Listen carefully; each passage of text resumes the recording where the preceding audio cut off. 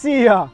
Üdv itt a Rolling Stones csatornán! Ma a királynék városából, a gyönyörűen napfényes Veszprémből köszöntelek téged, ahol első ízben Magyarországon és elsőként helyközi autóbuszokat tesztelünk a Bus Eurotest keretében. Mégpedig szám szerint 7-et. Gyere nézzük meg, hogy melyik mit tud ezek közül. A nyugodt nyaralás egy felkészített autóval kezdődik. A Bosch Car Service 15 pontos átvizsgálása biztos alapot teremt a gondtalan utazáshoz.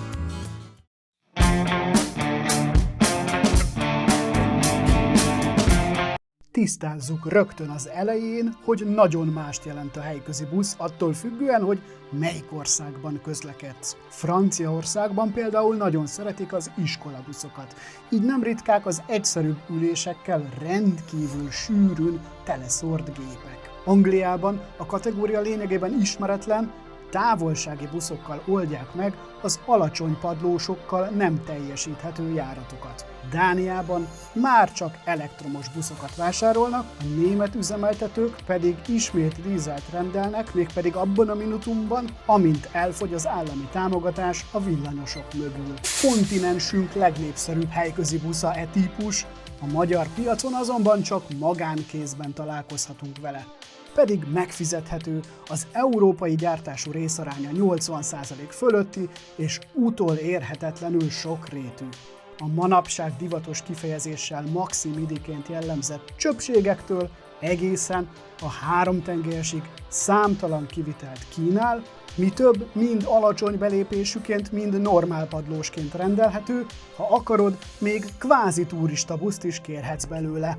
Ám a Crossway valós sokoldalúságának egyik hatalmas előnye a messze legszélesebb hajtáslánc kínálat. Nem egy Iveco buszhoz volt már szerencsém, így én régi ismerősként huppantam le a vezetőülésbe, ugyanis a legnagyobb előnye, hogy a járművezetőt nem kell tovább képezni. Aki ismeri a dízel, gázos vagy valamelyik hibrid változatát, az a villanyosban is azonnal otthon érzi majd magát. Ugyanolyan szépen szedi a lábát, mint testvérei, és itt is közepesen könnyű a kormányzás. A villanymotornak köszönhetően a faluból is lelkesen gyorsít ki, valamint jól szabályozható és erős a rekuperáció.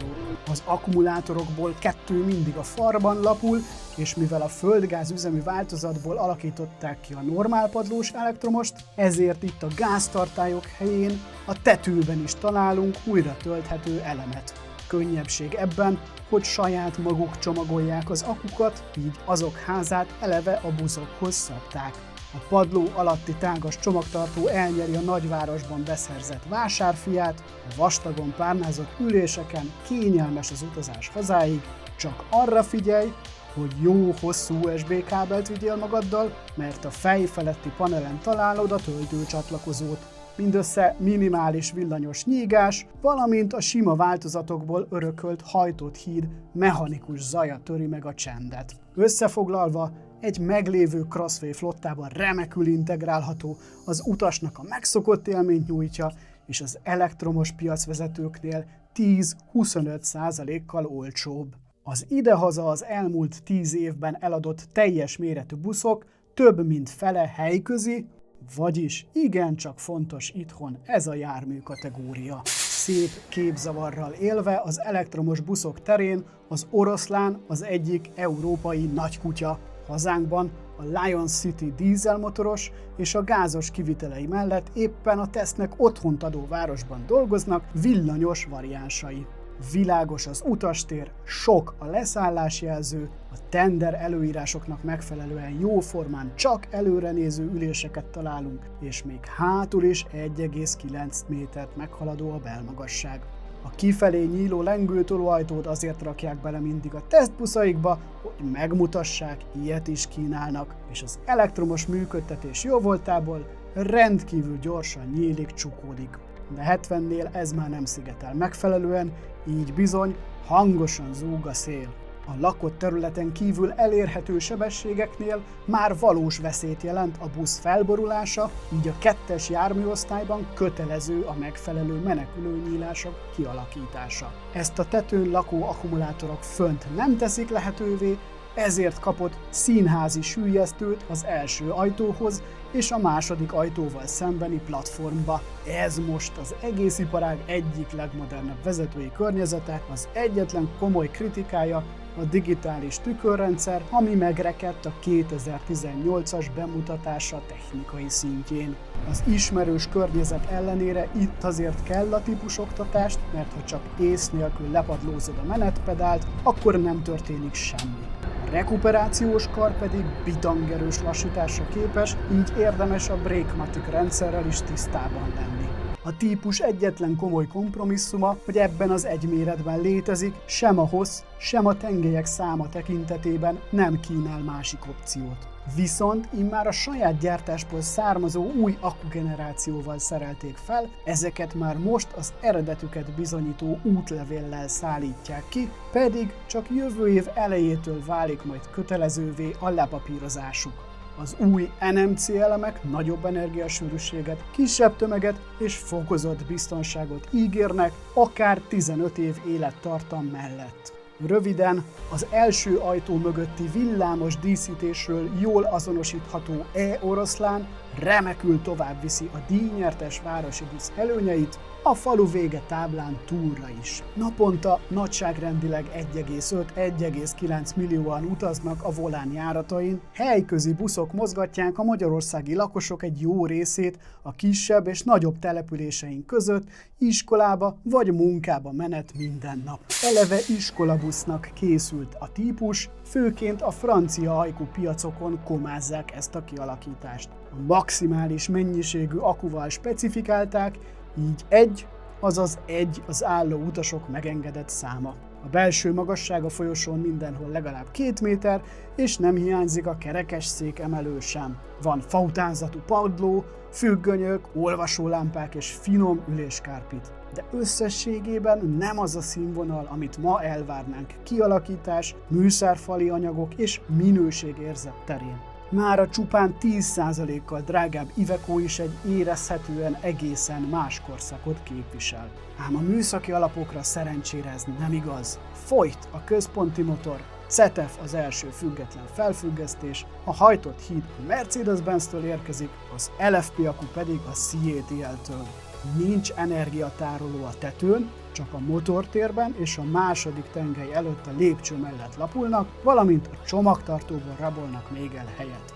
Sajnos picit hangos az utazási élmény, elől már 50-től brutálisan süvít a szél, a hajtásláncból pedig a trollibuszos nyígást és a híd mechanikus zaját is hallgathatjuk. Szűk a vezetői tér, és az állíthatóság is korlátos. Kiemelkedik környezetéből a szép saját tervezésű grafika a műszeregységben.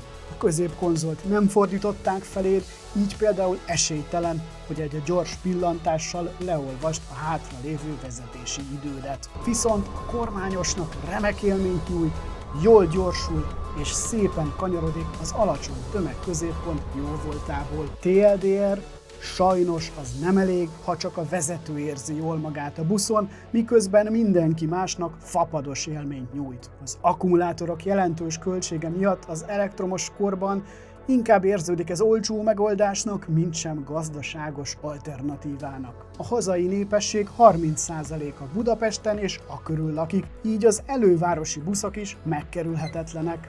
Most már bizton állíthatom, hogy minden buszteszten akad egy versenyző, amelyik próbál különcködni, de valójában mindenkinek egyértelmű, hogy kilóg a sorból. Jelen esetben szó szerint több mint másfélszer olyan magasra kell mászni a spanyol buszfelépítmény esetében, mint a normálpadlós Ivecóra. Ez finoman szólva sem segíti a vonaljáratokon elengedhetetlen gyors utascserét. Nem csupán Marika néni, még én is panaszkodnék e szükségtelen hegymászás miatt. A 13 literesként apostrofált Scania szuper erőforrás önmagában is izmosabb, mint bármelyik másik motor, a kínai versenyzőjét leszámítva. A biztonság kedvéért hozzácsaptak még egy dupla villanymotoros 6 fokozatú váltót is, a Scania E-teljesítménye önmagában elegendő lenne a kisebb versenyzőink mozgatására. buszos mércével számolva egyetlen csomagnyi akkumulátort kapott, hogy szükség esetén lokális emisszió nélkül akár több tucat kilométert teljesíthessen. Az eredmény rendkívül finom utazás, észrevehetetlen váltás folyamatokkal, és brutális gyorsulás indulástól, miközben még az autópályás tempót is bármikor gyönyörűen befalja reggelire a kipufogófék és a rekuperáció izompárosa. Alkalmazástól függően 17-47%-ot takarít meg a korábbi griffes erőforráshoz képest az új, hálózatról tölthető hibrid. És a gigantikus tengelytávolság jóvoltából igencsak szép az egyenes futás. Sajnos a kormánykerék rásegítése nem sebességfüggő, így 70-nél már ijesztően könnyű a volán. A kormányzott harmadik tengelynek köszönhetően a 15 méteres hossza sem probléma kanyarodáskor. A vezetői környezet Scaniás része elsőrangú, jól átlátható az új digitális műszeregységük. Vezetői összegzés, bár egyértelműen túlmotorizált, a helyileg kibocsátásmentes üzemelés és a nagy hatótávolság együttese izgalmas alternatívát kínálhat a turista buszoknál, ahonnan most papíron átigazolt a helyköziek közé. A Volán a legnagyobb buszüzemeltető Magyarországon, a cég nagyjából 5800 busza, a teljes hazai állomány harmadát jelenti. A valóság egyelőre még mindig a dízelmotor. Az Iveco statisztikái szerint 2025-ben a helyközi buszok eladásainak kétharmadát még mindig az öngyulladósok adták.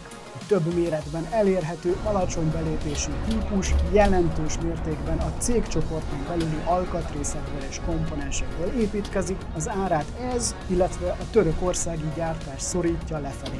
A 7,7 literes dízelmotor csak kicsit csal, ugyanis az erősebb változatát rakták bele a tesztbuszba egy szuperkondenzátoros részleges hibrid rendszerrel. A zseniális CETEF Ecolife 2 automatikus váltó utánozhatatlanul finom és fürge váltásokkal kényeztet, a műszeres méréseken gyorsulásban és fékezésben is a Setra vitte a prímet. Zseniális az ismerős vezetői környezet. Sajnos a hidraulikus rásegítésű kormány picit nehéz, ami ugyan segíti az iránytartást, ám a gyakori manőverezésnél bizony megérzik a vállaid a különbséget a nap végére egy elektromos rendszerhez képest. Míg a legtöbb versenyzőnkben a kötelező biztonsági rendszerek szinte folyamatosan és hangosan csipognak, addig a Setra a vezetőülés rezegtetésével jelzi például a sávelhagyást, ami egy tömött buszon sokkal megnyugtatóbb élményt eredményez az utasok számára. Kényelmesek a saját készítésű utasüléseik, ez a vastagon párnázott kivitel a típus alapszéke. Világos az utastér, hatalmasak az ablakok, nem hiányoznak sem a töltőpontok, sem elől a csomagtartó polcok. Míg az akkumulátorok hatalmas tömege miatt igencsak korlátos a villanyos konkurensek utaskapacitása, addig ezen sokkal többen zsúfolódhatunk csúcsidőben. Dióhéjban talán az egyetlen teszt az univerzum történetében, amikor a Setra a legolcsóbb és legracionálisabb alternatíva. Egy kiforrott típus, ami a vezetőnek megszokottan kiszámítható munkakörülményeket biztosít, az utasnak élmény, az üzemeltetőnek pedig gazdaságos. A teszt győztese a 2027-es Bus of the Year Intercity trófeát az olaszországi Riminiben az IBE kiállításon kapja majd meg november végén. Az elektromos buszok európai piacának egyik nagy menője a Solaris, az eredetileg alacsony padlós változatokat kínáló Urbino elektromos alacsony belépésűként, 9 méteres csöpségként, vagy ilyen közel 15 méteres 3 tengelyes monstrumként rendelhető. Hamarosan érkezik egy teljesen új, moduláris helyközi típuscsalád, amellyel az alacsony belépésű mellett a normál padlósok közé is visszatérnek a lengyelek. A tágas vezetői munkaállomás éke a csúcsmodern digitális műszeregység, a retro diszkó kormánykerék ne tévesszen meg senkit, a ma elvártaknak megfelelően könnyű manőverezéskor és pontosan irányítható vele a busz. A harmadik tengelynek köszönhetően gigantikus mennyiségű akkuval specifikálható, vagy pedig vállalható hatótáv mellett is 100 fős utaskapacitással. A rekuperáció a legerősebb fokozatban lehetne izmosabb, ám jelen formájában is remek arra, hogy a busz lendületét kihasználva szépen tartsuk vele a megengedett sebességet. A kis tempónál hallható gyalogos figyelmeztető zúgás körülbelül 10 másodperc után kezdett el idegesíteni, ezt nemhogy egy egész napon át egyetlen percig sem akarnám hallgatni munka közben. Biztosan lehetne olyan hangfájt választani, ami a gyengénlátókat is segíti, és nem hullik ki tőle a nem létező hajam. Különleges feature, hogy 2 ülésen is kialakítottak Isofix gyermekülés rögzítési pontokat. Zseniális, hogy minden sorba raktak leszállásjelzőt, ám hátul picit szűkös érzetet kelt az utastér, és az alacsony tetőbe könnyen beütheted a buksidat felállásnál. Rendkívül csendes az utastér még nagy tempónál is, egyedül a 2 hátsó tengelynél hallani pici zajt. Tömören, hosszú évek óta bizonyít az Urbino típus család, és pont azért abszolút kiforrott ajánlat, mert már egy kifutó nemzedék. Az esemény nem jöhetett volna létre kollégáink áldozatos munkája és a támogatók nélkül. A Bus Eurotest főszponzora a Continental. Az esemény támogatója az Aumovio, a Buzzword, az IBE Intermobility Futureways, a Kempower, a Knorr-Bremse és a CETEF. A teszt mobilitási partnerei az Icarus, a Porsche Hungária és a V-Bus. Idehaza talán most még ismeretlenként hat a Yutong neve, ám érdemes odafigyelni a világ legnagyobb autóbuszgyártójának legújabb, Európának szánt elektromos buszára.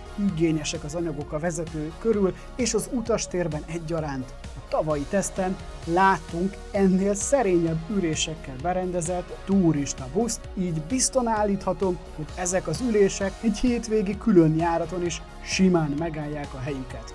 Lehetséges felhasználásra utal az utaskísérő ülése előtti italhűtő is. A Yutong még a több villanyost felvonultató mezőnyben is kiemelkedően csendes. A Setra után ez gyorsult a legjobban, szűken fordult és kényelmes rúgózási komfortot nyújtott. Ami még ennél is döbbenetesebb volt, az a fogyasztás. A pontos értékeket megtartom a részletes tesztig, hogy legyen miért visszajönnöd később is a csatornánkra. Legyen elég annyi, hogy hatótávolsága bőven meghaladja a helyközi Fordák napi követelményeit. Ha ez még mindig nem elég, hozzácsapom, hogy egyszerre akár 2 pisztollyal töltheted, így nagyjából 1,4 óra alatt 100%-osra teletankolhatod 450 kW-os oszlopról.